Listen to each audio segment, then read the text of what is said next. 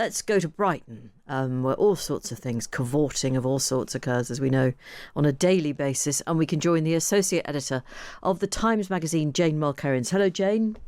Hi, Jane. It's a bit soggy for cavorting today, I'm Is it? afraid. Okay, so you're indoors, right? Fair enough. Okay, I suppose that doesn't, strictly speaking, stop cavorting.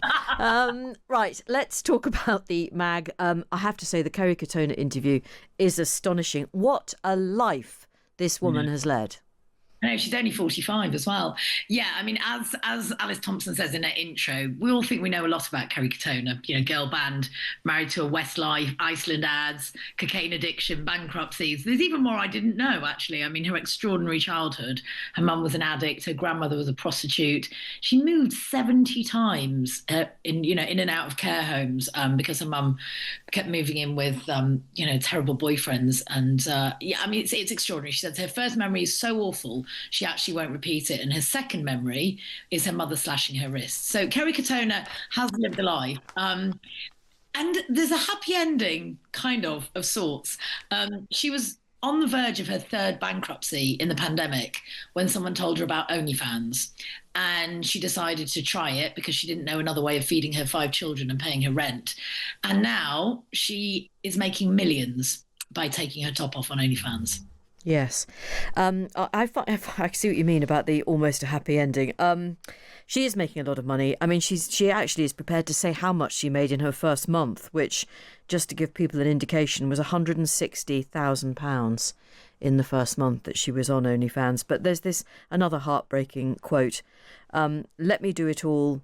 My 4 daughters are too good for all this. Let me do what I need to do for them to be better than me. Yeah, it's extraordinary. She does say she's using the money to pay her children's private school fees. Yeah. It's a really interesting phenomenon, I think, at the moment. She is one of several celebrities who are featured on a documentary that's coming out this weekend, narrated by, or sort of presented by, Olivia Attwood, called Getting Filthy Rich. And she's one of a number of female celebrities who are now making an awful lot of money on OnlyFans, including Katie Price. Kerry does say to Alice, it's not just topless glamour modelling. You can also, if you're a journalist, you can teach people to write, or if you're a makeup artist, you can give people tutorials. I don't know that you or Fee or I would earn £160,000 in a month by teaching people about journalism on OnlyFans. I'm just speculating. Well, speculate away. Heaven knows what the listeners are doing right now. I think they're probably trying very hard not to speculate, to be honest. John Bishop also features in the magazine. Now, this is a slice of John Bishop's life that I knew nothing about. Just explain, because there's going to be a very quite an impressive sounding feature film made about his marriage. I have to admit, Jane, when I moved back to the UK after a decade away, I had absolutely no idea who John Bishop was.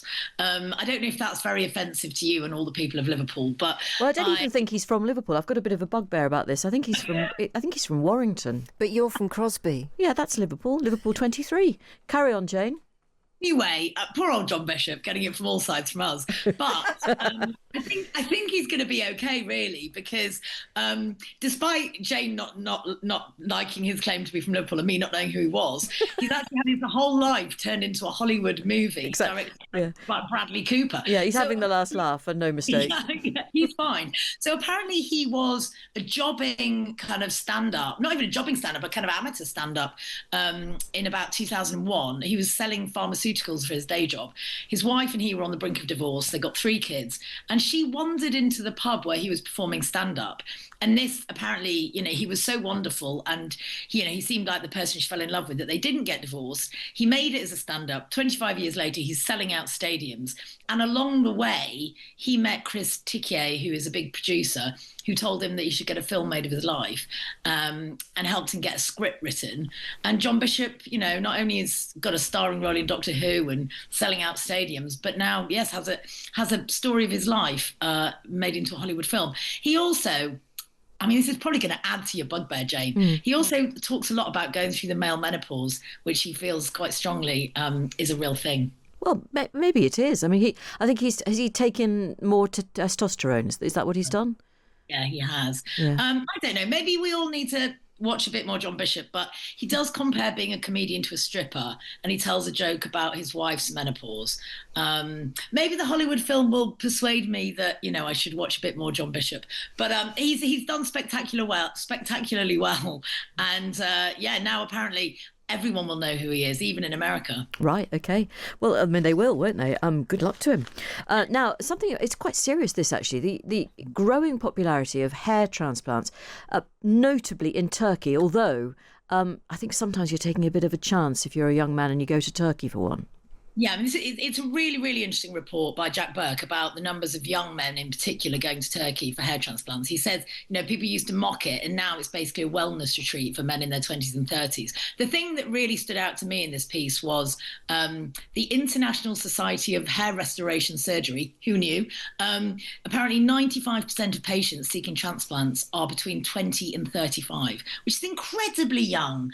And 70% rise in people looking for hair transplants online on the Superdrug website. They often go to Turkey because it's half the price of getting it done in London. But as the experts say, there are some clinics where the person doing the procedure used to sell carpets.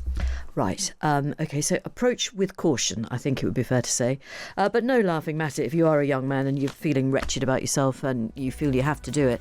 Jane, thank you very much indeed. All that and more in the Times magazine, available in your Saturday bundle this week and every week.